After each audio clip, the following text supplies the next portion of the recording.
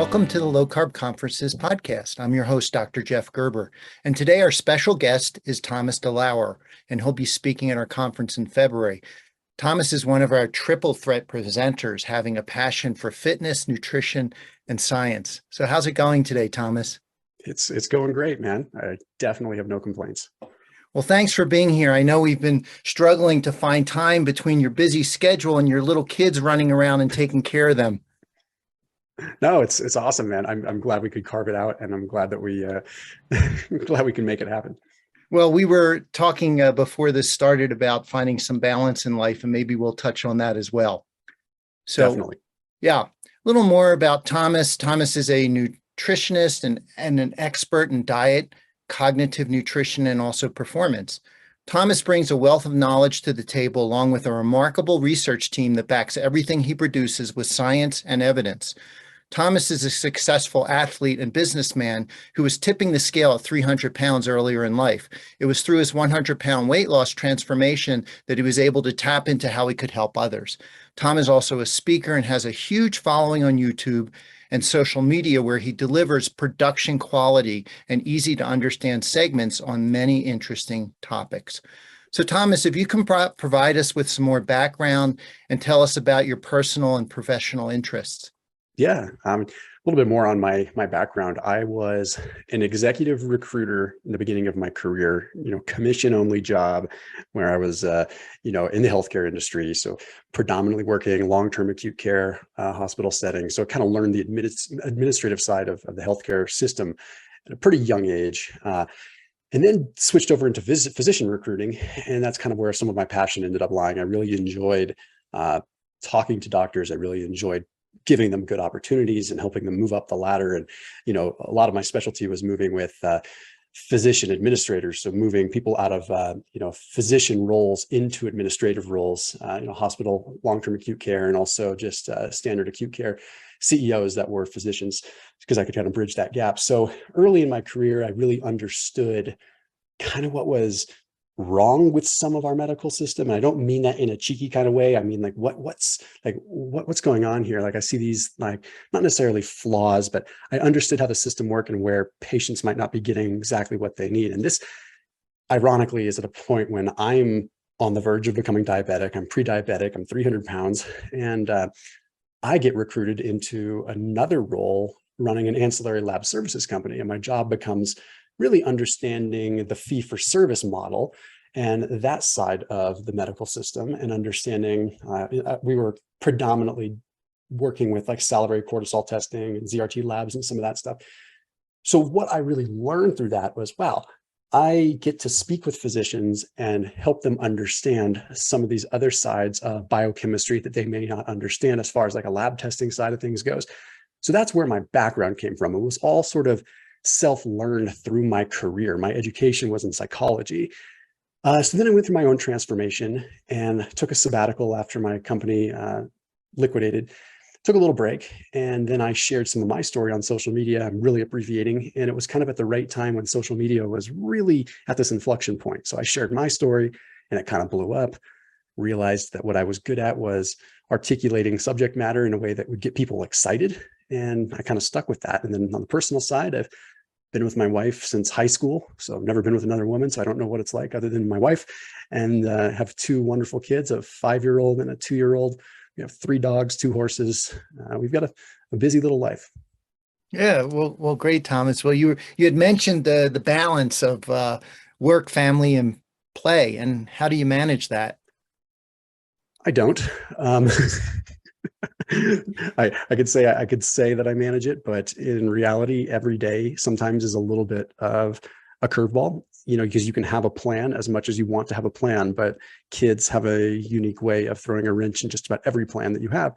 So although I am very committed to my plan and I write out my plan for the day prior, just things happen. Like something came up today prior to our podcast. We had to push it back because kids were like, there was an issue we needed to deal with. So the thing that I really focus on is that, like we talked about, you don't need to have this boundary that's always set between here's my work life and here's my home life.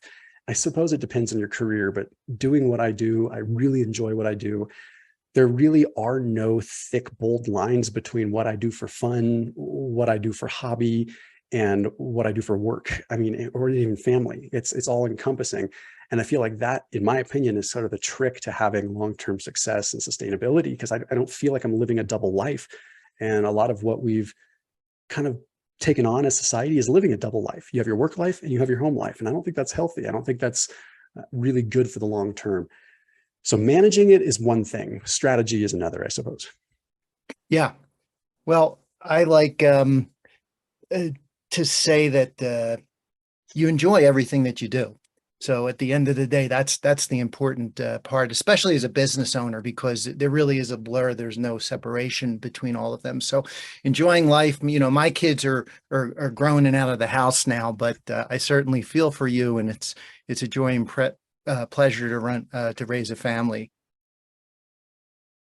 So yeah, so maybe we can dive right into the topic. I think it's fantastic having somebody like you around on social media that basically explains the science very simply. And when I introduced you, I am just blown away by the production quality of your bits on social media. And you bring up evidence, and I think you're really spot on. And so the question is, how is it that we should come to trust someone like you that has no professional credentials, but yet looks at the science and takes a deeper dive? Yeah, the first thing I always say, if someone doesn't want to trust me because I don't have a medical credential, that's on them. I can't force them to trust me. I mean, I'm not gonna try to. But I do feel that my personal and professional experience speaks for itself. But what I'm good at is getting people passionate about it. Because if you're talking about something that you're passionate about, then you share that with people and they share that passion with you. And that's what's motivating for people, is that they really need to be inspired to learn something, inspired for that education. And I do the work, and at the end of the day, being able to articulate things in a way that people can resonate with in a real life fashion, I think is 9/10 of the equation. And that's where a lot of physicians admittedly aren't really great at what they do. They say, like they have this textbook mindset, and it's really hard for them to communicate lifestyle to patients a lot of times. And they're open about that. It's not something that they're trying to hide. You need people that translate. And as long as I'm open about being sort of a translator of biochemistry to help the layperson, if you want to call it that, understand, then I think that's great. So, my audience, people that want to listen to me, are people that want to hear it from a regular person that's been there, but has an ability to sort of translate it.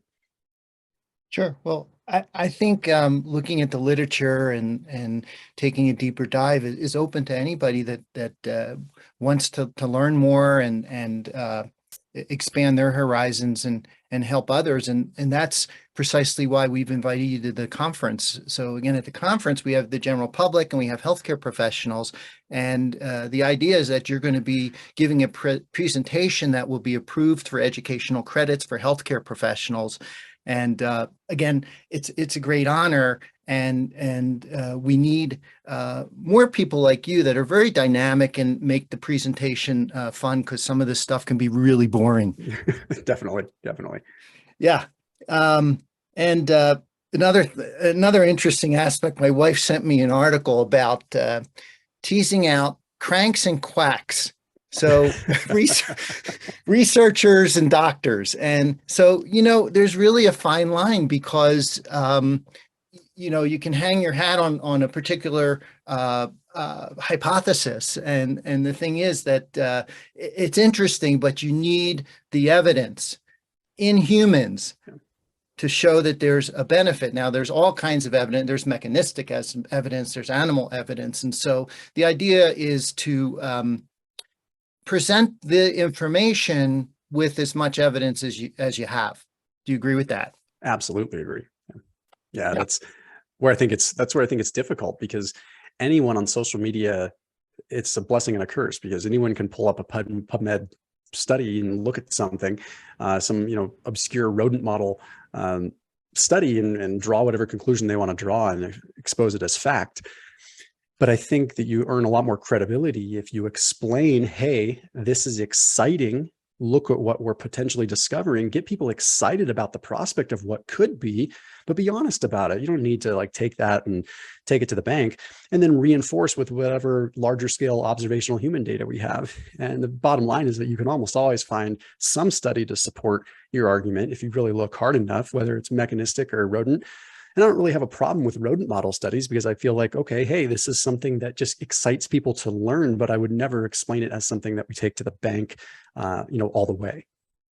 Sure. Well, a great example is, cancer is really a hard endpoint to kind of talk about, well, nutrition and cancer, for instance. And I've had conversations with Adrienne Schneck from the Barrow Institute in Scottsdale, Arizona. I don't know if you're familiar with her. And a few years back, she really said to me, Jeff, it's interesting because we have a lot of, animal models and mechanistic research looking at diets and cancer. And, back then she said, I don't think that I can recommend that you discuss these types of diets with patients at this point because we don't have enough evidence in humans. And I think you can present the information, as you said, but you have to be honest about it and say, this is not the answer. You can perhaps approach a particular medical problem with nutrition, but time will tell as to whether it truly has an effect or not. Yeah, and to counter that, it's if you only look at human observation or large scale epidemiological stuff, you're sort of living 5 steps in the past a little bit all the time. So if you only hang your hat on that and you don't give a glimmer of hope to what's promising, again, with that thoughtful nod that, okay, this research that's coming out in rodents or this mechanistic stuff, okay, take it with what it is, but also give a thoughtful nod to the fact that this is progressing and this is maybe where we should start looking a little bit. And if someone is their own N of one and they're taking it upon themselves to change their life and alter their nutrition, then that's the kind of thing they do want to look at, because it's not hard to say, hey, I'm going to test this out on myself, and hey, I'm going to eat beef liver, or what, it's not like anything dangerous or scary. It's just, hey, make these subtle tweaks. And at the very least, maybe you'll get a placebo effect and it helps you improve your lifestyle either way. Yeah, well, I kind of had the same conversation with Lane Norton, who's also going to be speaking at our conference. And the comment we brought up is, what do you do in the real world? So, we're in the trenches trying to give people good advice. And so you like you said, you can't just wait for the absolute evidence to arise. So you have to take the information at hand and go with it. And I think, one of the points that Lane makes, and I actually listened to your talk with him 10 months ago. You were on social media, mm-hmm. and we're kind of discussing very similar things. And that is that you have to look at both sides of it. And I think Lane calls out people when they really go too far with trying to make a point that this is the solution, when there's so many other directions you can go. Yeah, no, I definitely agree. And Lane's one of those guys that, he is an agitator online, and that's kind of how he's presented himself. And I don't think he would fault me for even saying that. That's kind of what he does, but he's come around a lot in even his approach with things. And what's interesting is seeing his approach change a little bit. I shouldn't say change. His delivery has changed significantly. And it's warranted him the ability to talk with people that are on the other side of the table. Like even he was just with Andrew Huberman, right? Someone that he had completely combated against before. I think when you approach things in a polite fashion, you can find out that, what we disagree on is much less than what the general public might think we disagree on. Lane and I, me being a low carb guy, him predominantly not being a low carb guy, you would think that we're polar opposites, right?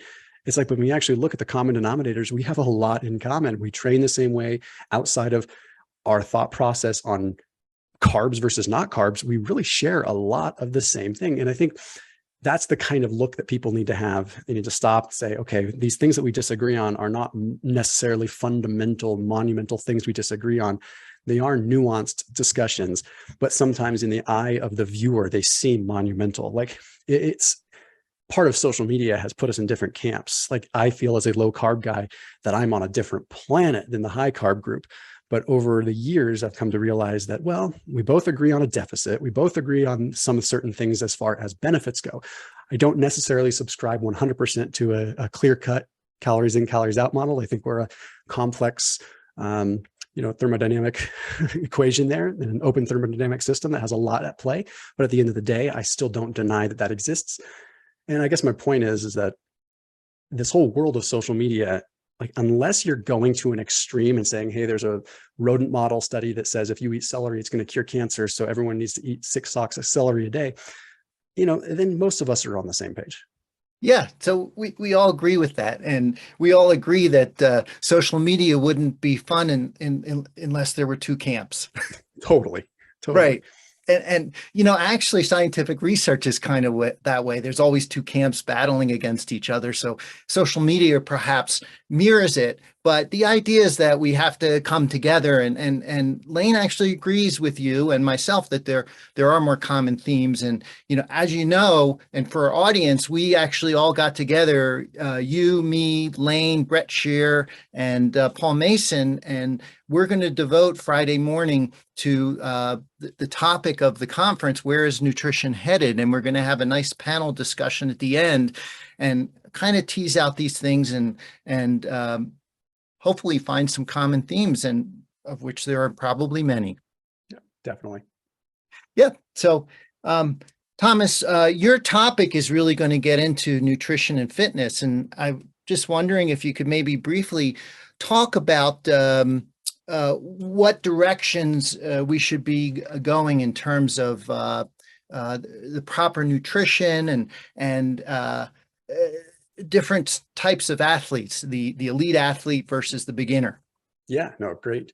This is where I live and play most of the time, with my own experimentation, but also just with what I talk about, ranging from the person that first steps foot in a gym and is now considering themselves somewhat of an athlete because they're on their way there, or someone that is in the upper echelons of fitness. And I work a lot with special operations within the Army and other special forces groups. And that's like exactly the kind of thing, right? The very, very top % of people that are really just looking for maximum optimization. So with that, what I want to be focusing on with my talk, I want to kind of look at two sides of it. I want to look at the baseline sort of insulin resistance piece, like what people need to do to just get them optimized in the most rudimentary fashion and stave off sort of that metabolic dysfunction that is really proving to be the biggest cause of so many different issues that as we get older, right? That mitochondrial dysfunction at the root of so many things. So I want to kind of compare how fitness ties in with that. A lot of really interesting research coming out surrounding the world of just being sedentary versus exercise, right? So, referencing one study just briefly, you might have seen it, is talking about how essentially being sedentary can erase the benefits of exercise, right? So I want to talk about microdosing exercise. I feel like that's a very important thing that people could really adopt into their lifestyle. What I mean by that is, rather than breaking up your day and having 60 minutes in the gym, I want to recommend that people stop throughout the day and do 50 air squats or something every hour, instead of trying to find time to go to the gym and beat yourself up and debilitate yourself. The evidence is truly starting to suggest that if you do a 60-minute hard workout and then you go sit on your butt for 12 hours, the metabolic outcome is about the same, and the risk of mortality ends up being about the same. So I think back on my life when I was in the corporate healthcare world, and I would just go and I'd kick my butt for 60 minutes, and then I'd go and I'd sit on my butt drinking Monster energy drinks for 13 hours, like basically erasing everything. Now, with that, it's a nice dovetail into just talking about like insulin independent glucose uptake and how this is such a big piece, and how movement and combining that with a lower carbohydrate lifestyle can be so powerful when it comes down to just, I don't want to say reset because it's kind of a cheeky way of saying things, but sort of reset and kind of reverse that clock a little bit as far as the mitochondrial age is concerned. So that's a big, big piece for me. And then on the elite side, it's more about, okay, how can there be a low carb, high-end elite athlete? And if you look around on social media, you're going to come to the conclusion that that probably doesn't exist because that's what's out there. But it's not true. I mean, as someone myself that trains a lot as a low carb athlete, I can certainly tell you that there is a way, and it all comes down to timing. It all comes down to manipulation. It all comes down to small amounts of carb timing, how you allocate your carbohydrates. So that's a big piece that I want to talk about. I'm going to talk about targeted ketogenic diet different times of day that you can implement carbohydrates if you are a very active athlete. Some will disagree, but with the exception of an endurance athlete, I think that there is some benefit to like an anaerobic athlete having some carb uptake, like upwards of, or probably in between the ballpark of like 40 to 70 grams of carbohydrates surrounding the workout. I think that you have minimal impact on ketone formation at that point. And you also can allow for proper, GLUT4 translocation and allow for that glucose tolerance to remain intact. So I think that's really important for someone that's shifting back and forth between aerobic and anaerobic with their type of activity. And that's just it in a quick nutshell. I mean, I'm happy to dive into detail with anything that sounded interesting, though. Yeah, well, Thomas, you just said a mouthful, and I asked a lot of questions. But let's back up, kind of tease through it a little bit, and talk about the metabolic syndrome in people that just want to go to the gym. And you mentioned the insulin independent transport, the GLUT4, the glucose transport receptors that work independent of insulin. And I guess you were alluding to the fact that maintaining healthy skeletal muscle increases that pathway and helps muscle to metabolize energy and glucose. Maybe you can tell us a little bit more about that. Yeah, in a very colloquial way, that's, you're increasing the glucose sink, so to speak. I mean, the more, not necessarily even muscle mass that you have, but the more mitochondrial density that you have is going to help that. So people think, oh, I need to become a bodybuilder if I want to have, good glucose disposal. No, not the case. You need to have, well, yes, that certainly does help, but you also need to have more mitochondrial density and more, capillarization, and that's all going to help as far as a glucose sink. And when I say glucose sink, I just mean a place for glucose to go. If someone is metabolically deranged, that's the issue, is there's nowhere for the glucose to go. No one is sitting here saying carbs are the devil. They're not saying they're the enemy. But when you're looking at people that are in this serious, what I call, quote unquote, a metabolic level 3 trauma center, like they're just metabolically so bad off. Like, I will go on record, at least for myself, and say that I think that refined carbohydrates and a bunch of carbohydrates are not a good solution for those kinds of people. But I mean, again, holes can be poked in that, absolutely, one way or the other. But with exercise, it allows you to create a little bit more slack for you to absorb those carbohydrates. And when you're looking at like a lower carb person, there's this thought process that they cannot do their exercise without having some carbohydrates in the equation. You and I both know that to not be the case. Obviously, with low carb, you can exercise just fine. Maybe you'll see a decline initially in performance, but it's not enough that the recreational or beginner athlete or resistance trainer would ever notice. But with that, you can allow someone to say, hey, if you want to have your carbohydrates, or you're going to have 40 or 50 grams of carbohydrates on your ketogenic diet, maybe try allocating them pre or intra or post workout. Just try it. It's going to allow you to get away with a little bit more. You're going to mentally satisfy that need that you feel you have to have carbohydrates. You might actually see an increase in your performance. Who knows? Everyone's a little bit different. But at the very least, it gives you a quote unquote safer time to have those carbohydrates without the spillover. Also, there's some anecdotal experience, but there's also some preliminary evidence that suggests that by sort of conditioning the cells to be able to utilize glucose at a faster rate during exercise, you're sort of improving that glucose uptake, that transport system. So it's kind of like instead of a 2-lane road with a few cars going by every now and then, you're having an 8-lane freeway that's having lots of cars going by, and you're having more opportunities to facilitate glucose uptake, which gives you a better chance at adaptation. The same thing applies for the fat adapted individual. It's the same discussion on the other side of the equation. So if someone is, say, running at a low intensity and they're doing a ketogenic diet, well, I would argue that they're going to get fat adapted faster because they're pounding fats into the system, and they have to upregulate PPAR alpha, and they have to, this upregulation and carnitine palmitoyl transferase for beta oxidation, all this stuff is going to upregulate faster because there's an increased demand because you're moving faster. So I think no matter which way you're going with, it's to improve glucose uptake as a metabolically deranged individual, or to improve beta oxidation or fat adaptation in the ketogenic athlete, I think timing exercise and carbohydrates properly is really part of the equation. Great. Well, what about the insulin sensitive individuals? So, we actually measure for that in our office that we can, we look at what we call the insulin spectrum and we determine if somebody's insulin resistant, close to diabetes, or actually Mhm. insulin sensitive and metabolically flexible. And some have made the argument that the insulin sensitive people, unfortunately, represent a smaller majority of the population, as you mentioned, but in a sense, they seem to do well on carbohydrate. Now, maybe early on, we have to wait and see what happens to these people later in life, but can an athlete be successful on carbohydrates predominantly?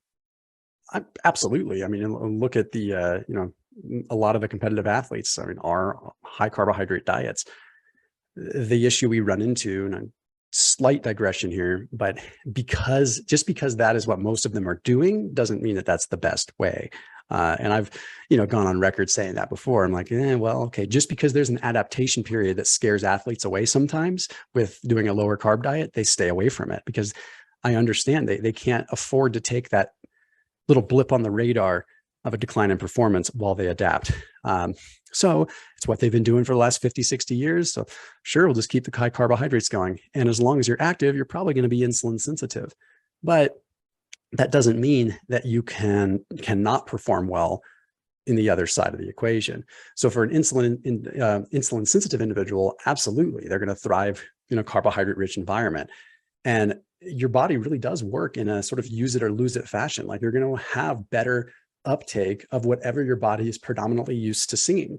It's just like someone that's doing a keto diet. If they've been keto for 3, 4, 5 years, their level of fat adaptation and transport is going to be through the roof, to the point where a lot of times when they have glucose, it shocks them out of the system, right? It's like, what the heck's going on? Their glucose goes sky high because they have that peripheral insulin resistance, because the body's like, hey, wait a minute, what the heck is this stuff? I don't need all of this. I've been, reallocating it to the brain for all this time. So it scares people. And that's where sometimes this blood sugar data that we get can really be detrimental, because it can, like, for someone that's low carb, you'll see a big spike when you have carbohydrates. It doesn't mean that the carbohydrates are bad. It means that your cells are doing what they're supposed to do. They've become accustomed to fats. So in a lot of ways, you become more insulin resistant when you are doing a lower carb diet, especially if you're inactive, but you're not pathologically insulin resistant. It's just sort of happen in the periphery. It's just at like an exercise level and a muscle level. And I guess what I'm ultimately trying to say is that you can train yourself to be better one way or the other. And where I'm not well versed in the research, but I know there is some research, is, are we epigenetically predisposed to be better at certain fuels, right? Again, my explanation, I ran my first marathon when I was 11 years old. I tend to think that my history as a long distance runner as a kid, my guess is that perhaps on an epigenetic level, I had a level of fat adaptation that occurred at a very young, very important age. And there's no data that I could say to back that up, other than very simple, epigenetic research, right? But it makes sense that I adapted at a young age to be very, very good at using fats, which made me thrive on a ketogenic diet, probably more so than even other people. But if you never give yourself the opportunity to do that, then you'll never know. Yeah. Well, you mentioned physiologic insulin resistance, these people that are, on a low carb diet, and that's the term that we use. And I just bring up the point to say that, again, it's not everybody that goes to the gym that has to go on a low carb or ketogenic diet. But you and I can relate to this, although you were very good at managing fat early on. But we have young athletes that do their sport, go to the gym and exercise, and they feel invincible, and they eat whatever they want. And, we eventually see them in the office, and they're gaining weight, and, they're still in fairly good shape. And lo and behold, they're insulin resistant. Yeah. And so, as you have to consider the athlete, the age, the sex, where they are in their life in terms of what would be the proper diet. But again, we just see so much insulin resistance in the world that even the athlete has to be sensitive to that. Yes. I mean, and I think what you're alluding to is you can't out train a bad diet. I really don't think you can. Sure, there are loads of benefits that come with exercise. I am the biggest proponent of exercise you could probably meet. but I will still go on record to say that it's very easy to out eat your exercise.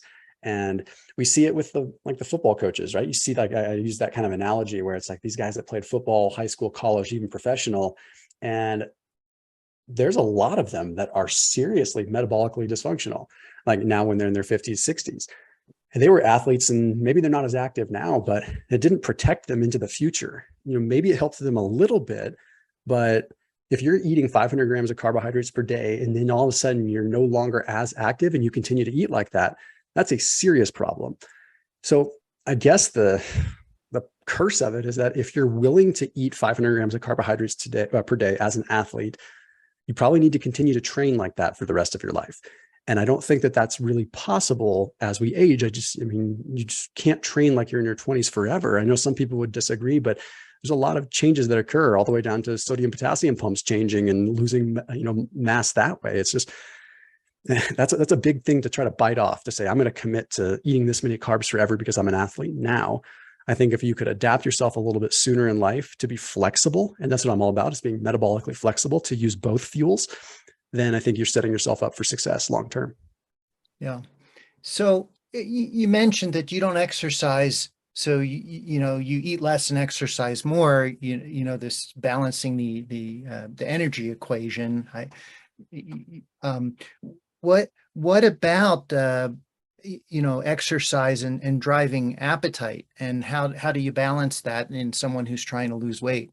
That's a very good question, and something that it's funny because we've got some videos coming out on this topic like in December, because that's a huge one. I'll relate personally. If I go out and I do a moderate resistance training workout where I'm, maybe 10 to 12 repetition range, adequate rest, where I have enough time to, I'm not getting crazy winded, right? Let's just say moderate intensity resistance training. My appetite is usually pretty curbed, right? But if I go and I hit the Peloton bike and I kick my butt for 45 minutes or an hour, and let's just say theoretically I burn 500, 600 calories, I can guarantee you, if left to my own devices, I would probably eat double that the rest of the day, right? Because the appetite stimulating effect of exercise is tremendous, especially with cardio. Now, I am the big fan of cardio as a runner, right? But I'm in a different position, being that this is my career to stay in shape. So I keep a serious wolf at the door with that. And I'm very careful about what I eat.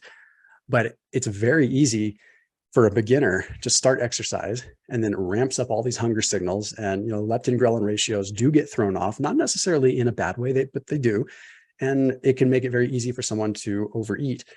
Now, there's a very fine line, right? Because overeating is also going to be required for muscle repair to a certain degree, but it's more so about the balance of muscle protein synthesis and breakdown.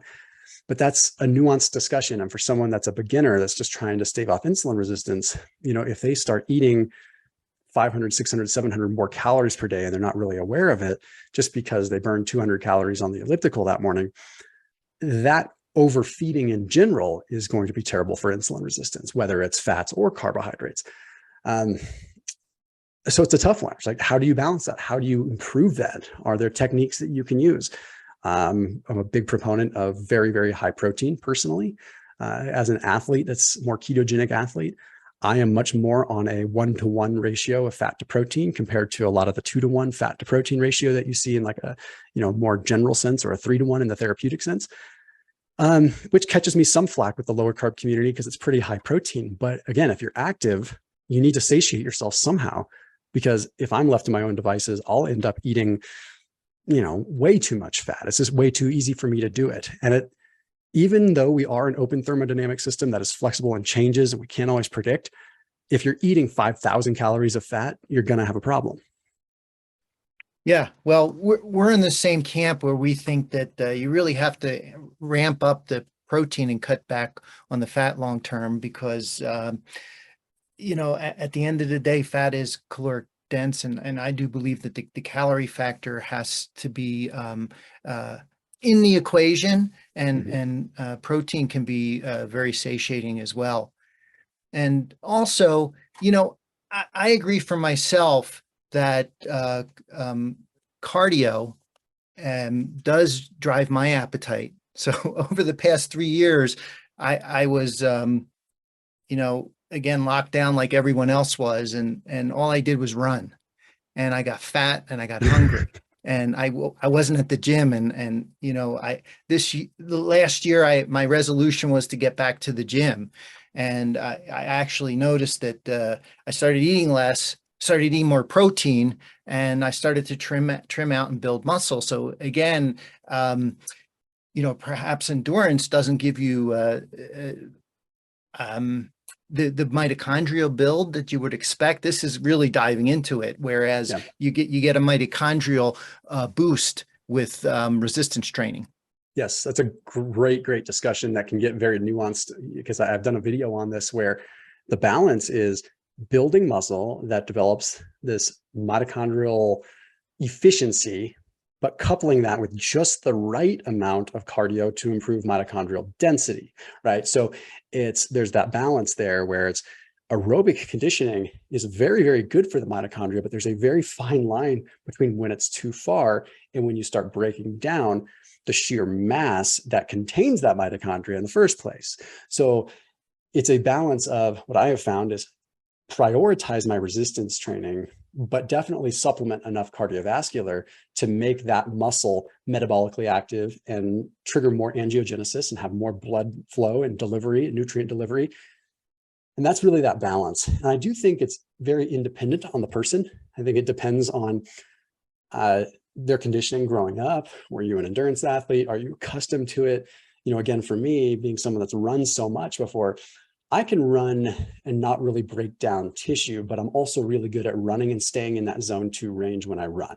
It's when you start creeping into that zone 3 and zone 4, which is very easy to do for most recreational runners, then you start breaking down muscle a lot quicker. And I went through a quick stint of getting into CrossFit for a while because I was doing some of the nutrition work with CrossFit HQ. And I spoke at the CrossFit Games, and I'm not trying to throw CrossFit under the bus at all. I think CrossFit is fun. I think it's great. But what I was finding was that my training was starting to become gamified, and I was starting to want to go fast and do more aerobic and do more conditioning and lighter weight, higher reps, constantly trying to just move fast and keep up, which was great from an athletic standpoint. But I actually started to notice a little bit of a negative change in my physique. And I'm just like, this is interesting, you know, and I attribute it to my appetite being absolutely out of control doing that kind of training. And also my sleep going to total crap because my central nervous system was fried all the time. So there really is a balance. And then when I go out and I go for a casual jog, and then I do a casual resistance training 5 days, you know, 5 days out of like 7 and 2 days out of 7, not saying I work out 7 days in a row, but 5 out of 7 days will be more casual, moderate, and 2 days will be really intense. That seems to be a nice balance where I'm not having this crazy appetite and I can control what I eat much more. Yeah. Well, I don't know if you're aware, Thomas, but they've done studies on endurance athletes. And when we look at heart calcium scans and build up a plaque in calcium, the elite endurance athletes tend to build up more calcium, and that's not necessarily a healthy thing. So it's another signal that too much of a good thing can be a bad thing. Yeah. Do you think that has to do with the fact that the vast majority of endurance athletes don't do any resistance training, or do you think it's the endurance work itself? I'm inclined to think it's the prior, but who knows? Yeah, or it could be unhealthy diets. I mean, there's so many factors to consider. That's, But yeah, you know, yeah. yeah, Most of the endurance athletes I know living in that world eat like absolute dog crap. I will say that. yeah, yeah. But listen, sorry for stomping on your parade for some of your topics coming up in the fall, No. but just to let the audience know, this is the stuff that you're passionate about. So just two or three more points. So we can shift gears and maybe talk about the elite athlete. You know, I'm just a weekend warrior, but you know, you're huge, and so you know, what are the demands of the you know, the elite athlete, and how do you address that with nutrition? Well, I mean, there's a lot of moving pieces with it. Let's start with that. You know, I'll give some examples. When I work with the special operations, you know, with different special forces groups, they are a little bit different because they are trying to maintain a high degree of cognitive function. And then they have quick bouts where they do need to potentially go anaerobic, whether it's for a combat situation or whatever. So, I mean, a lot of times I have them do a ketogenic diet. I mean, I know it sounds kind of crazy to people that are, it's foreign to, but people that are within this community can probably see the benefit there because I find that by allowing them to kind of increase their baseline at that rate, then when they do add carbs into the mix, then it's like this added bolus of energy that they could use in a specific time, especially if you're factoring in exogenous ketones along with carbohydrates when you're already fat adapted. I think that could be huge. So that's a very nuanced thing, but that's like ultra elite, literally life or death kind of thing. When you're looking at professional athletes, or I can even just take myself, for example, I almost invariably always train fasted. That's me, right? And I think that there is a big benefit to training fasted. And I don't mean training like at the end of an 18-hour fast. I just mean first thing in the morning before I eat. And I have a lot of the athletes that I work with, professional athletes do the same thing. And I find that when you do that, you're able to increase that level of fat adaptation without necessarily putting them on a ketogenic diet if they don't want to be. They can still have a moderate amount of carbohydrates, but at the very least, let's at least take that step. And at the very least, let's at least get your body adapted to doing that. And at the very least, let's have you do some glycogen depleted workouts. Then from that point on, you kind of see, okay, well, from a beta oxidation side of things and from their stamina and their potential lactate threshold, like all that stuff is improving. But also, I think there's a big piece of it that's mental. When you first start training in a fasted state, it's difficult because you're not accustomed to it, but that's all relative, right? So then when you are fueled, then things feel different. So I always try to encourage people to think that way. So I'm always about trying to create more of a stimulus and try to create more pressure when you're under training, because training is just that. You're supposed to be training. It's not supposed to be easy. So if being fasted is hard for you at first, I reckon that's probably because of an adaptation that's occurring. So then when you take people that are more open to a ketogenic approach or a lower carb diet, I think that the amount of carbohydrates they need to replenish from their workouts is so small compared to what we really think we need. If you have a truly fat adapted athlete, the rate of gluconeogenesis is so great, they're replenishing muscle glycogen at just as fast, if not even faster, than a carb fueled athlete. So the carbohydrates become a little bit more of a bonus. And you start finding that, well, hey, maybe they only really need like 25 grams of carbs post workout or 25 grams of carbs intra workout. And the rest of the time, they can be very, very low carb, keep inflammatory responses a little bit lower. They seem to find their recovery is better. And again, I'm very careful to say that like this isn't the only way, and I'm not getting on my high horse, but in the athletes that I've worked with, and I've worked with some pretty big names, this has been a very good thing. And they've seen great benefit, and they've seen great injury repair, and they've staved off injury and staved off sort of the athlete depression that occurs at a high level, like this existential depression that happens with a lot of these athletes. Like, I've already achieved X. What now? A lot of them get really depressed. And that's what I've noticed, like being able to keep their brain sharp and keep their motivation high is 9/10 of the law, if you ask me. Well, just remind them that pressure is a privilege. Yes. I love that. I haven't heard that before, but that's a really good one. That's Maria Navratilova from tennis. That was her line. Oh, that's perfect. So I'm not gonna steal that, but yeah. So I have to say that I can't think of any other way but to go fasted into the gym, and it just seems that it improves your focus and your strength, and that the approach for the elite athlete isn't necessarily that much different than the beginner athlete, is what I'm getting out of your comments. And it's really not. No, it's very, very similar. It's just more intense. Yeah, there you go. And I would always like to joke that we go to the gym and we see these huge men and women in the gym, and they're lifting more weight, they're outperforming everybody. And I said, well, sure, because before they go to the gym, they have a big cup of coffee or a couple cups of coffee. They have a cigarette, and they have sugar. Yep. And they might outperform, but for us, we say that the long-term goal, the prize is longevity. And so you have to see how those types of behaviors would affect any type of athlete at any level. Yeah, well, and there's some interesting research. again, it's somewhat early, but I find it very interesting that training in a fasted state improves that lactate clearance quite significantly. And that's a pretty big thing. Like as an athlete, like how can I stave off sort of that buffering of hydrogen and that burn that I ultimately get as an athlete and improve that lactate threshold by improving lactate clearance? But I take it one step further with that when I think, well, if I'm clearing lactate, you're not just clearing lactate and excreting it. That's not really what's happening. When you're clearing lactate, that's going through the Cori cycle and ultimately being reconverted back into pyruvate and energy again. So I look at it from, wow, if I am clearing lactate faster, that means that I'm creating more pyruvate, creating more energy, ultimately creating more ATP faster than the next guy.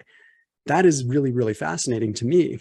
And that's something that you'll hold on to even if you do go and train in a fed state thereafter. So if I train myself consistently in a fasted state, improve my lactate clearance, and then when it comes time for competition, I add 25 grams of a glucose solution or 50 grams of a glucose solution in, I get the benefit of those carbohydrates in an acute fashion, but I still retain the benefits of improved lactate clearance.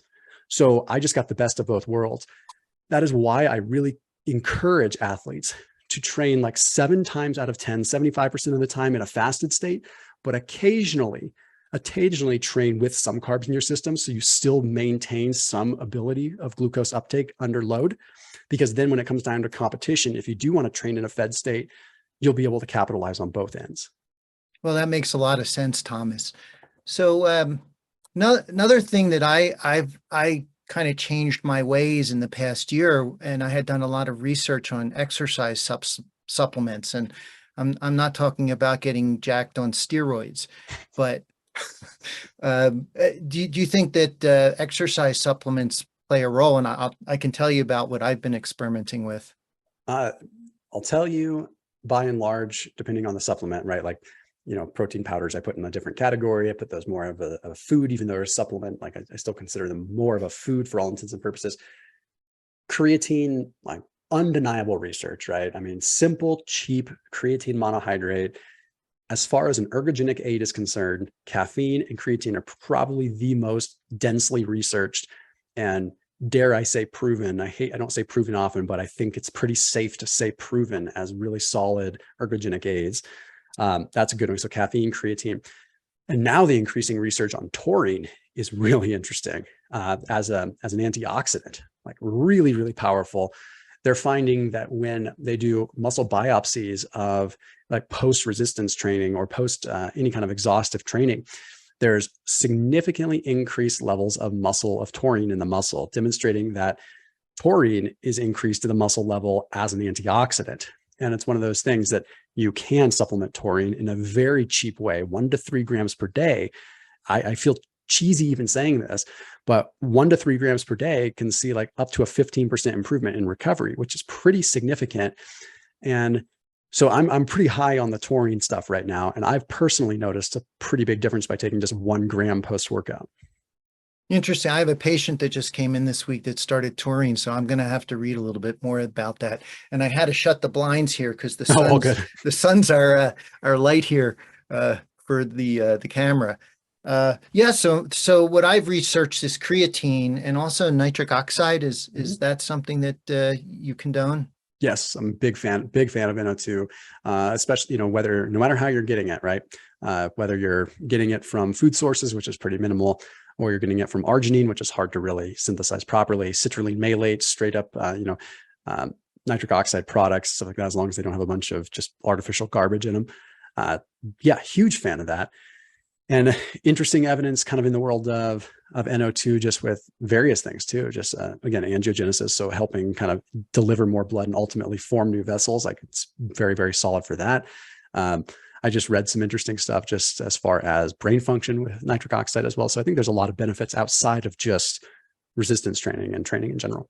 Yeah, I'm reading the same literature. And so what I started doing was creatine and nitric oxide precursor, and my strength increased within weeks. And I've been doing it now for 9 months, and recovery is off the charts. I mean, walk out of the gym and I'm ready to go back. Yeah. So it's benefited me, and there's literature looking at this actually in elderly populations and how it helps muscle and strength and brain function and blood pressure.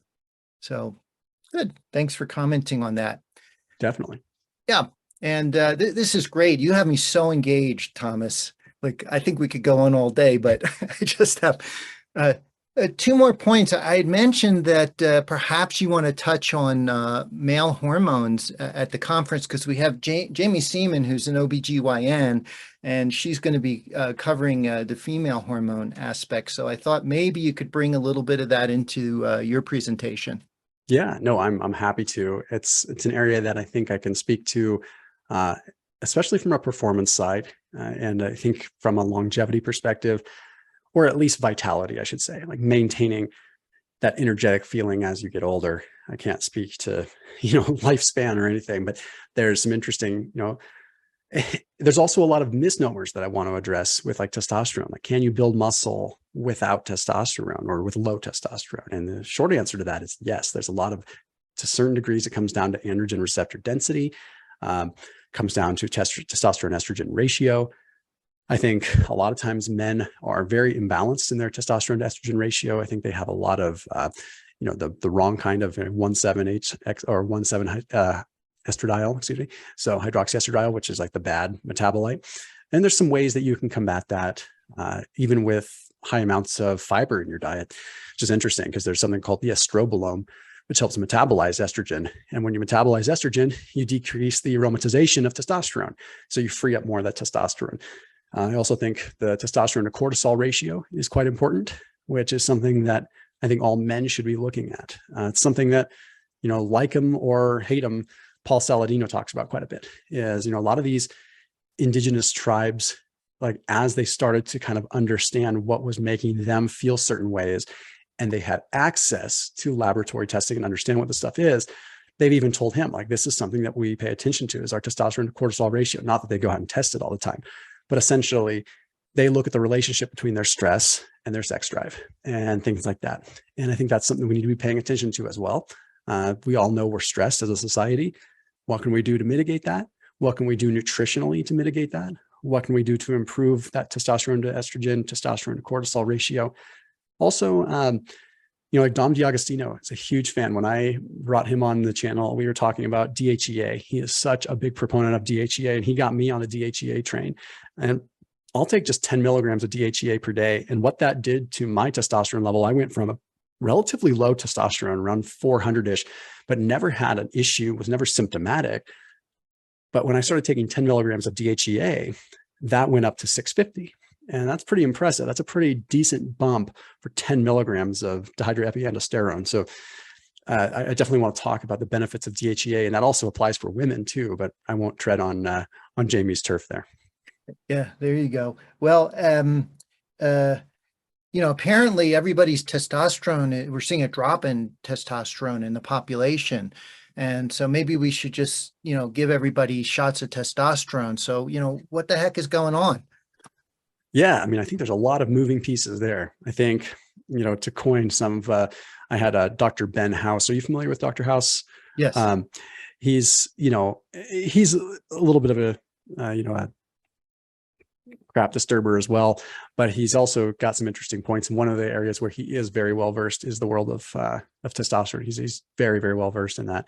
And we were talking about just that. And, it becomes sort of a canary in the coal mine. We talked about this before the podcast, where, okay, testosterone levels are low, but that's not the root problem. That is a symptom of a bigger problem. And we also have to remember that with testosterone, we have this very important, HPTA axis that is very fragile, and luteinizing hormone, follicle stimulating hormone. This whole hypothalamic pituitary axis is so fragile. And that gets impacted to the nth degree by environmental factors like stress, BPAs, all kinds of things, and things that we're getting in copious amounts that not only affect our estrogen levels, but are also affecting our brains, and also constantly burning out our dopamine receptors. That plays a role too. Hyperpalatable foods, social media, these things do impact it. And if your brain is disrupted and that signal is disrupted, then the Leydig cells aren't going to be able to do their job as well. And I mean, that's a very abbreviated way of saying it, but I stand firm in the fact that we're not just running into the fact that okay, hey, everyone's testosterone is low because we're just weaker men. That's just the way that it's happening. No, there's a lot of other stuff going on here. And again, just like anything, sometimes it's easy to look at one loudmouth in the room and not address the big holistic equation. So it's, yeah, apologies for prompting you to say what you just said, but you said it No, beautifully. And it's just so frustrating that we see patients that come in and everybody's on testosterone, and we have to have a whole discussion about it's really a sign of metabolic disease elsewhere. And the men usually get upset when, we confirm or warn them that it's going to shrink their testicles if they take testosterone supplementation.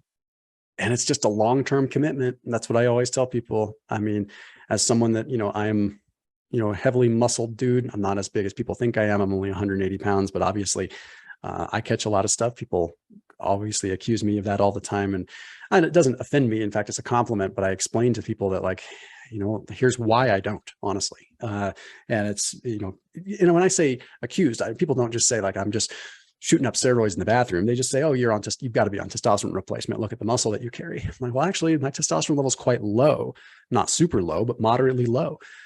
And I still maintain muscle, but I'm not symptomatic. So if you go to the doctor and your testosterone levels are low, that sometimes plants the seed for you to become symptomatic. So, oh, I have low test. Oh, now that you mention it, my sex drive is crap. Now that you mention it, I do have this like doughy midsection. Well, never mind the fact that, you eat 600 grams of processed carbs per day. Never mind the fact that there's all these other things we have to look at before we can we as a society, we like to be a little bit of a victim and have something to blame. We like to have a little bit of a scapegoat in a way. Like, let's say, it's the testosterone, that's the problem. Okay, well, there's environmental factors, but there's also dietary and lifestyle factors. And I'm going to be purely hypothetical here, but the decline in testosterone in men does seem to kind of coincide with the big influx in hyperpalatable processed food, right? So I'm inclined to think there's something going on there nutritionally as well. Well, Tom, look, you're setting the example as so many others, setting the bar very high as to cleaning up your lifestyle and having all the success that you've had. So, thanks for being here again. No, it's my pleasure, man. I appreciate the opportunity. Yeah. And just to finish up, I usually like to ask, what do you enjoy most about coming to conferences and speaking in person? Oh, 100% the community. It's without a doubt. I can click a few buttons and reach a few million people on YouTube. So it's not about being able to be in front of an audience. It's about being able to meet people, meet the people that, I've helped change the lives of, and also just have a big echo brain effect, just come in there with a bunch of amazing minds. I always walk out of these things with new ideas and kind of a new lease on life as far as I am professionally, and new ideas. So it's definitely the community, 100%. Well, I'm sure our audience is going to be excited to see you there. Yeah. So how can the audience find out more about you? Yeah, YouTube is probably the easiest place. I'm sure most people have seen me floating around on YouTube a time or two. Instagram, a little bit more of sort of my life, kind of my diet, what I do. So, it's all easy. YouTube, just type in Thomas DeLauer. Instagram, type in Thomas DeLauer. Otherwise, thomasdelauer.com if, there's any need to get in touch with me or anything like that. Great. And if you want to meet Thomas in person and some of our other great speakers, we have 30 plus people speaking at the conference. To learn more about it, please visit lowcarbconferences.com. So that's all for now. Until next time, and thanks again, Thomas. You bet.